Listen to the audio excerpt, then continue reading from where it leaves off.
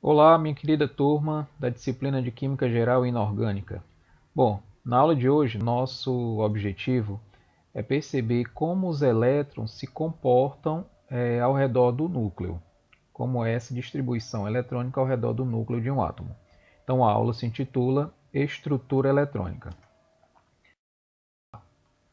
A caracterização do elétron ela se dá através de números quânticos.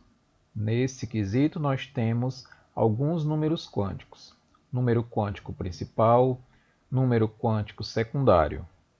Existem outros, mas essa aula eu vou me concentrar basicamente nesses dois números quânticos. O número quântico principal representa o nível energético principal, ou seja, as camadas que estão ao redor do núcleo de um átomo. A essa altura do campeonato, todos vocês já sabem que um átomo ele possui 3 partículas subatômicas. Na realidade, possui bem mais, porém, resolvemos tratar somente dessas 3 partículas, que são elas prótons e nêutrons, que estão localizados no núcleo de um átomo, e os elétrons, que estão ali circulando ao redor do átomo. Então, nosso objetivo é estudar, é compreender como esses elétrons eles estão circulando ao redor deste núcleo. Bom, os elétrons circulam dentro dessas camadas ou dentro desses níveis de energia. Nós conhecemos hoje aproximadamente 7 camadas, simbolizadas dessa forma pelas letras maiúsculas K, L, M, N, O, P, Q, ou pela numeração dos níveis, pelo número quântico principal, de N1, N2, N3 até o N7. Então, nós temos aqui o núcleo e a camada mais próxima do núcleo, que é a camada K, que representa o nível energético 1, é a camada que tem menos conteúdo energético. À medida que as camadas vão se distanciando do núcleo, vai se aumentando os níveis, os quantitativos energéticos. Então, resumindo até aqui, os elétrons eles são caracterizados através de números quânticos. Nós vimos aqui o número quântico principal, simbolizado pela letra N minúscula. Nós temos 7 níveis de energia, ou seja, N1, N2 até o N7. Esses níveis de energia também são chamados de camadas, simbolizadas por essas letras maiúsculas K, L, M, N, O, P, Q. E quanto maior o valor de N, ou seja, quanto mais distante do núcleo o nível está, maior seu conteúdo energético.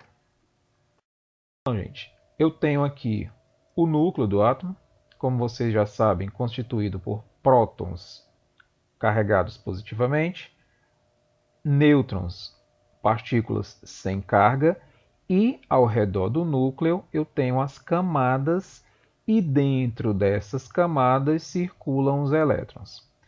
A quantidade de camadas existentes em um átomo depende da quantidade de elétrons que circulam ao redor deste átomo, que por sua vez depende da quantidade de prótons existentes no núcleo. Então nós temos átomo com uma camada, somente a camada K.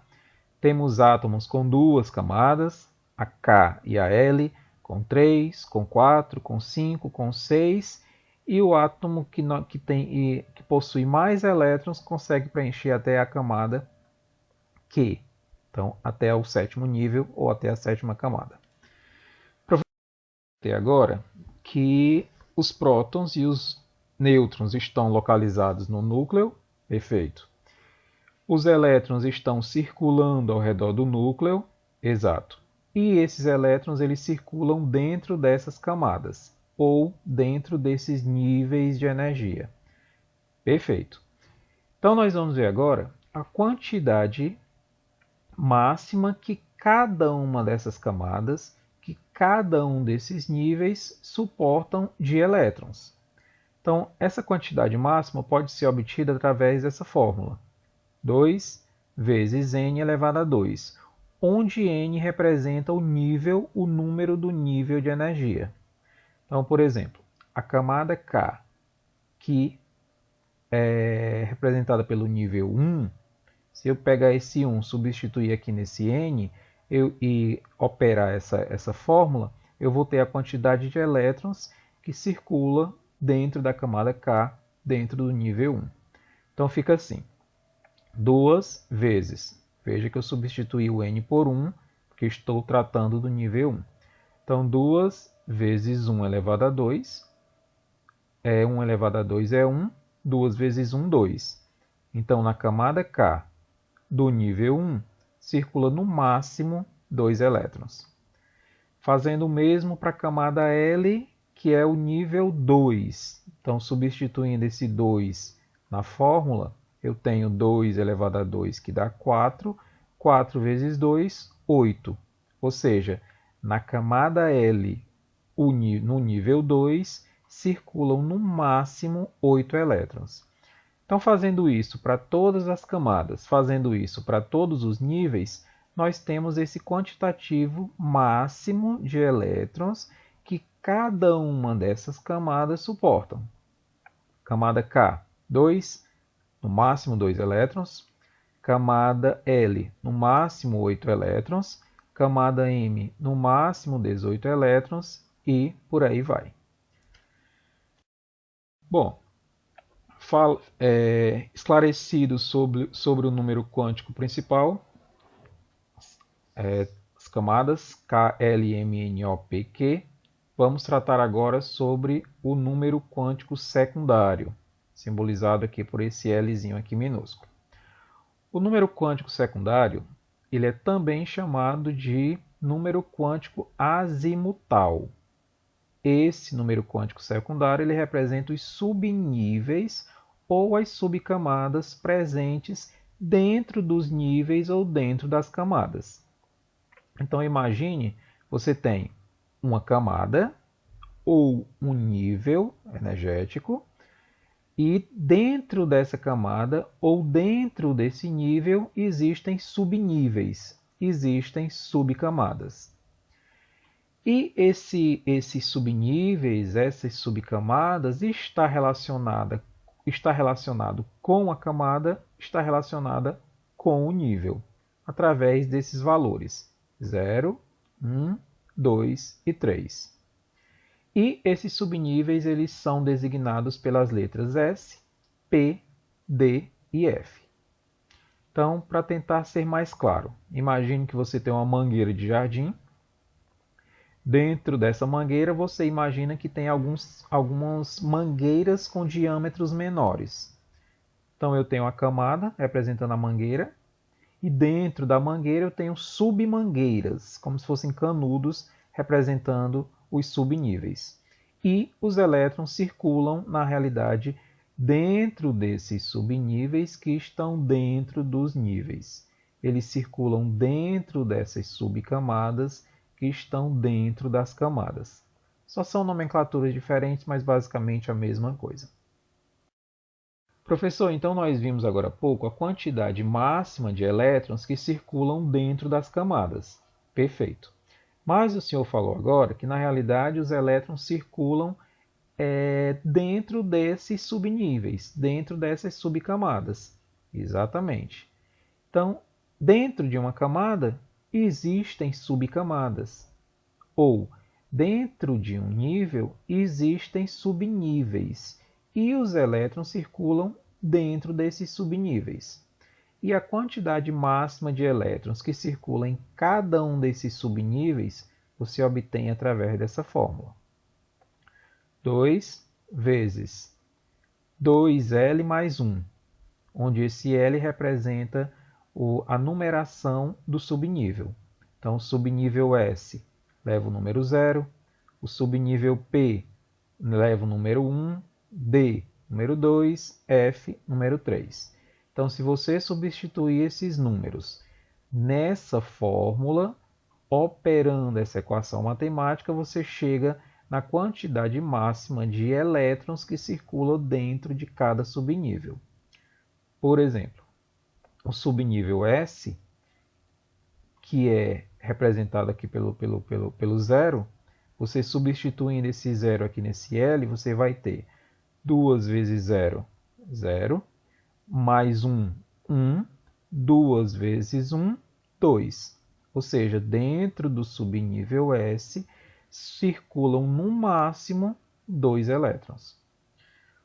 O subnível P, representado pelo número 1, substituindo aqui, 2 vezes 1, 2, 2 mais 1, 3, 3 vezes 2, 6. Ou seja, no subnível P, circulam no máximo 6 elétrons. Então, fazendo isso para os demais, eu tenho que no subnível D, o máximo de elétrons que ele suporta é 10. No subnível F, o máximo de elétrons que ele suporta é 14. Depois de conhecer o número quântico principal, as camadas K, L, M, N, O, P, Q, ou os níveis de 1 a 7. Depois de conhecer os subníveis que estão dentro dos níveis, subníveis estes S, P, D e F, depois de propor toda essa teoria, os químicos se depararam com um grande problema. Eles precisavam construir uma teoria consistente que explicasse como esses elétrons se distribuíam ao redor dos átomos, dentro desses níveis, dentro desses subníveis. Então, um cientista americano chamado Linus Carl Pauling, ele apresentou uma teoria essa até o momento aceita, para entender como funciona essa distribuição eletrônica, como funciona a distribuição dos elétrons ao redor do núcleo. Então, o que é que o Pauling fez? Ele apresentou uma distribuição dividida em níveis, as camadas, os níveis que eu acabei de falar, e subníveis, os subníveis S, P, D e F que eu acabei mencionando agora há pouco. Então, como é que ele propõe que isso funciona? Então, a parte principal da aula é exatamente essa, então foquem aí. Bom, a camada K, que é a camada mais próxima do núcleo, nós vimos agora há pouco que essa camada suporta no máximo 2 elétrons.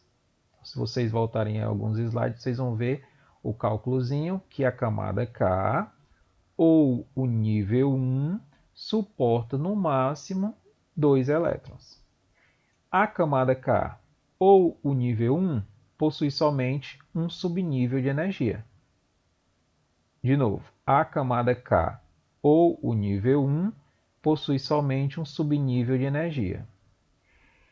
E o subnível S, nós vimos também agora há pouco que suporta no máximo 2 elétrons. Então pronto, camada K, nível 1, um subnível de energia que é o S, suporta no máximo 2 elétrons, portanto 1s2.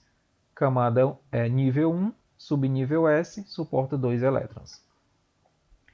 Já a camada L, que é o nível 2, vimos há pouco que suporta no máximo 8 elétrons.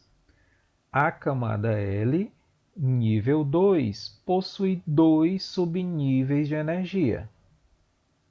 São eles o S e o P. O S nós sabemos que suporta no máximo 2 elétrons. O P suporta no máximo 6 elétrons. Então, 6 com 2, 8, é exatamente a quantidade de elétrons que é máxima dentro da camada L. Então, a camada M suporta no máximo 18 elétrons, que é o nível 3, portanto, apresenta 3 subníveis, o S, o P e o D. Subnível S suporta no máximo 2, subnível P suporta no máximo 6, subnível D suporta no máximo 10. Então, se vocês estão associando aí, observem que cada numeração de nível possui um quantitativo de subnível correspondente. Ó. Nível 1 tem um subnível, o S. Nível 2 tem dois subníveis, o S e o P. Nível 3 tem três subníveis, o S, o P e o D. Nível 4 tem quatro subníveis, o S, o P, o D e o F. Nível 5, 5 subníveis. O nível 6, 6 subníveis. O nível 7, 7 subníveis.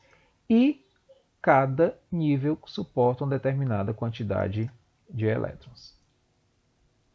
Bom, então de posse dessa distribuição em níveis, subníveis e o quantitativo de elétrons dentro de níveis, o que o Pauling fez foi traçar essas diagonais e propor uma configuração eletrônica, uma distribuição eletrônica ao redor do núcleo em ordem crescente de energia. Então, ó, se você acompanhar aqui a diagonal 1, passa pelo nível 1, subnível S, que tem 2 elétrons. Diagonal 2 passa pelo nível 2, subnível S, que tem 2 elétrons. Diagonal 3, nível 2, subnível P, que tem 6 elétrons. Depois, nível 3, subnível S, que tem 2 elétrons. Diagonal 4, nível 3, subnível P, depois nível 4, subnível S. Então, se você for acompanhando aqui essas diagonais e pegando cada nível, subnível e o quantitativo de elétrons em cada um deles, você chega nessa distribuição de elétrons, essa distribuição eletrônica, numa ordem crescente de energia. E observem que não é uma ordem relacionada aos níveis. Então, ó, tem o nível 1, nível 2, nível 3, nível 4, mas aí depois do 4S aqui, eu tenho o nível 3 aparecendo com o subnível D preenchendo 10 elétrons. Então, essa ordem é uma ordem crescente de energia. Você pode pegar essa ordem crescente de energia e transformar numa ordem geométrica, que aí sim, você tem nível, ele separado por níveis, nível 1, nível 2, nível 3, nível 4, nível 5, nível 6 e finalmente nível 7. De posse dessa distribuição em ordem crescente de energia, para fazer a distribuição eletrônica de qualquer quantitativo de elétrons de qualquer átomo. No entanto, vamos lembrar que, como o átomo ele é neutro, o número de prótons é igual ao número de elétrons.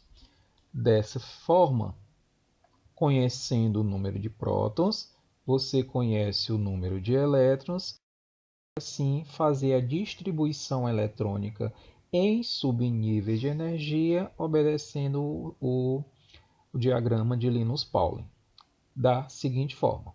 Então, por exemplo, o elemento cálcio, que tem número atômico 20, ou seja, ele tem 20 prótons, consequentemente 20 elétrons. E como é que ocorre a distribuição desses elétrons em subníveis de energia? Então, como é que vocês vão fazer? Eu tenho aqui o diagrama proposto pelo Pauling. Então, observe, nível 1, 1 subnível. Nível 2, 2 subníveis. Nível 3, 3 subníveis e por aí vai.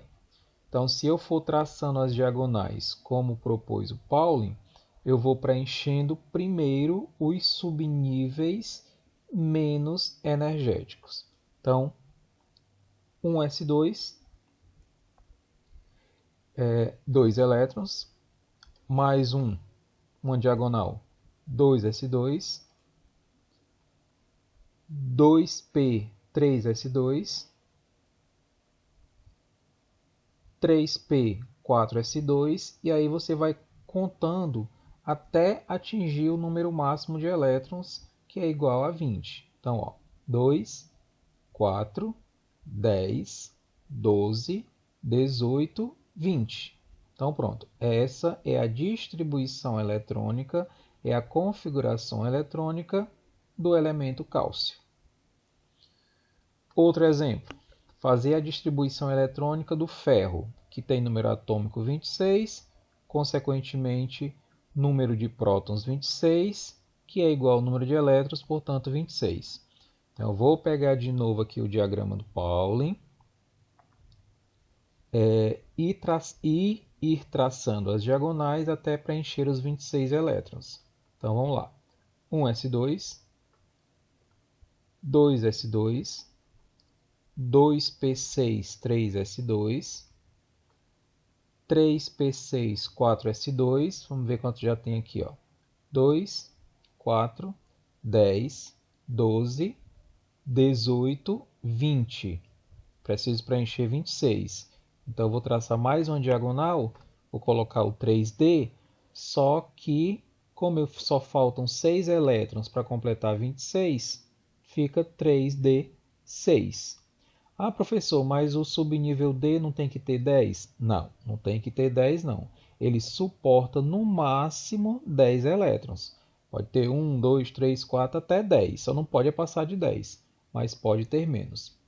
Ou seja, você vai preenchendo os subníveis de acordo com essas diagonais até atingir o número máximo de elétrons que você está distribuindo. Ok? Isso foi a distribuição em um átomo no estado neutro, ou seja, em que a quantidade de elétrons é igual à quantidade de prótons. Porém, nós temos elementos em que eles podem perder elétrons ou podem ganhar elétrons, se transformando no que a química chama de íons. Íons positivos ou íons negativos. No tocante ao íon positivo, você, para fazer a distribuição eletrônica, quando o elemento perde ou ganha elétron, você vai ter que retirar os elétrons. No caso do cátion, que é aquele que perde elétrons, você vai retirar os elétrons do último subnível da última camada. De novo, você vai fazer a distribuição eletrônica normal, como se o elemento estivesse no estado neutro, porém, você está fazendo a distribuição eletrônica de um elemento que perdeu elétrons. Então, você vai retirar esses elétrons do último subnível da última camada, e não do subnível mais energético, e não do subnível mais externo. Deixa eu explicar aqui o exemplo que fica mais claro. Por exemplo, o átomo de ferro, que tem número atômico 26. Então, considerando que eu vá fazer a distribuição para ele no estado neutro, ou seja, 26 prótons, consequentemente 26 elétrons. Então, a distribuição seria essa. 1s2, 2s2, 2, seguindo aquele diagrama do Pauling. 3s2, 3p6, 4s2, 3d6. Então, se eu contar aqui, 2, 4, 10, 12, 18, 20, 26. Pronto, aqui é a distribuição do átomo de ferro no seu estado neutro.